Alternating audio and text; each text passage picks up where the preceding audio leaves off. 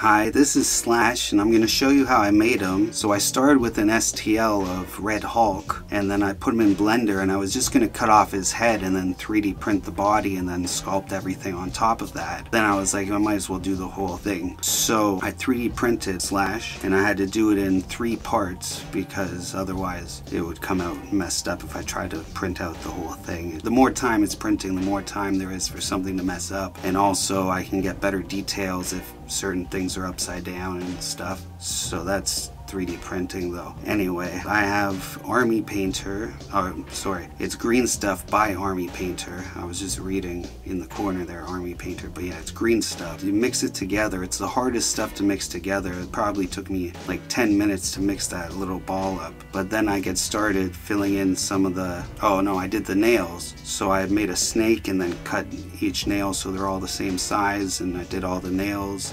fingernails and toenails. But now I have Spackling, which is my like secret weapon. It's for filling small holes in drywall, but it dries really quick and it sands really great, and great for filling in small cracks and stuff. But you can get a little on and then you put a little water on your finger and you can just smooth it over any cracks and clean it up, and then it sands really easy, like I said, and like I'm doing here. But yeah, I did that. Now I'm gluing them all together, but before I added glue or move to the next step, I cleaned them off with a microfiber cloth, get all the dust off. But yeah, so now put his shoulders on, and now I got the spackling again in all the cracks where I connected it. I filled all of them in with spackling, and then I sanded it off camera. But another way you can clean the dust off, this is just a cheap chip brush, and I just brushed it all off. So now I have a hunter green. It's just a dark green that I have that's gonna pretty much match the color that he was. I'm painting all of them, but mainly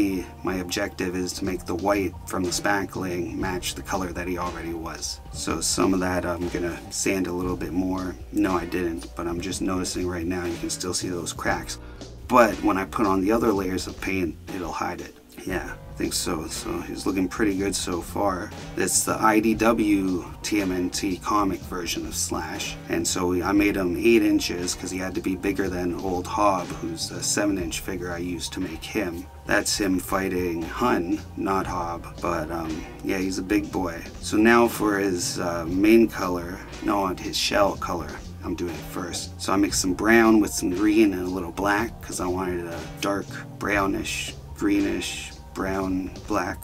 I wanted a dark brown color. Now I'm going in underneath his ridges that I had 3D sculpted on his chest, and then do a little bit of a dry brush over the rest of his chest plastron there. I'm gonna now, this is a mix of like raw sienna and some yellow and some brown that I'd used for a previous project, and then I gave him a light coat on his chest and dry brushed over his shell and a little bit on his face of dry brushing just at the end when there's almost nothing on the brush, just to add a little more detail. So now for his main color, I mixed a light avocado with a little bit of cinnamon brown and hunter green and black to get a dark olive kind of color. And I'm not quite dry brushing, but I'm only doing a little bit at a time, and I'm spreading it out a lot and not trying to get deep in all the cracks and stuff because I like the darker green to show through in some spots. It looks more natural. And now I'm doing a second coat of that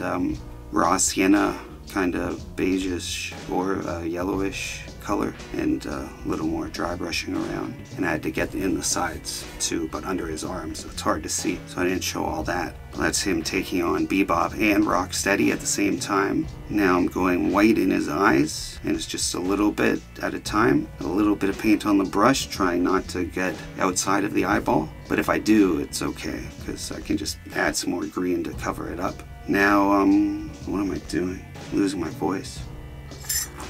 Oh, I did a daffodil yellow light dry brush on his chest and his shell to bring out some more details. Then I poured some of the light avocado color that was my base for the base, and I just went plain with that because I'd made it darker. So now a lighter version of that, just lightly dry brush, is going to pick up on all the details. I have black now, and I just use a toothpick to get in his nostrils and underneath his upper lip, I guess. or beak, upper beak. And I took some of that color I used for the base color on him, not the dark green, but the olivey green. And I mixed a couple drops of black in with that. In the comics, his spots are just straight black, but I wanted to kind of blend together a little more, so I just made the same green but much darker, look a little more natural. Now I had 3D sculpted and 3D printed this wrist blades kind of gauntlet, but not a gauntlet because it wraps around instead of wearing it like a glove. Gauntlet's a glove. But I tried sanding it, but the blades were very thin, so it broke, and then I glued them back together, and I add first layer of paint just to help like hold it together better. Then off camera I added some spackling, and then I could sand the spackling nice and get a nice shape, and it's a lot stronger. And now I have a different silver. I went with chrome over the whole thing,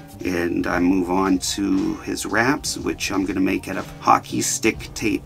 It's hard to say. I don't want to hit it too hard because like K's and S's and it's recording stuff. But anyway, I'm cutting little pieces to go around his eyes now for his mask, and I just cut like thin strips, or thin enough to do the wraps on his arms. And I did one on one leg, or I didn't do it yet, I'm about to, or maybe I did, I don't know. But for the part that goes around the back, I do one side at a time, and I cut like a angle piece kinda. So I folded it over and then have some that's still sticky that's gonna go attach, and then the folded over is what's gonna tie around. So I did both sides and then tied them together. But I did chrome for the base coat, then I did gunmetal, which is like a darker silver-y color, and I did add it over the details, but it's hard to tell. Then I had some red suede lace that I made the straps for the gauntlet wrist sword thing. But yeah, that's how he came out. I'm really happy with him. He's, I have a few Mighty Mutanimals you're gonna see here with him. There are more that I probably will make eventually, and I really liked, this was fun to do. I'm gonna use my 3D printer more, probably,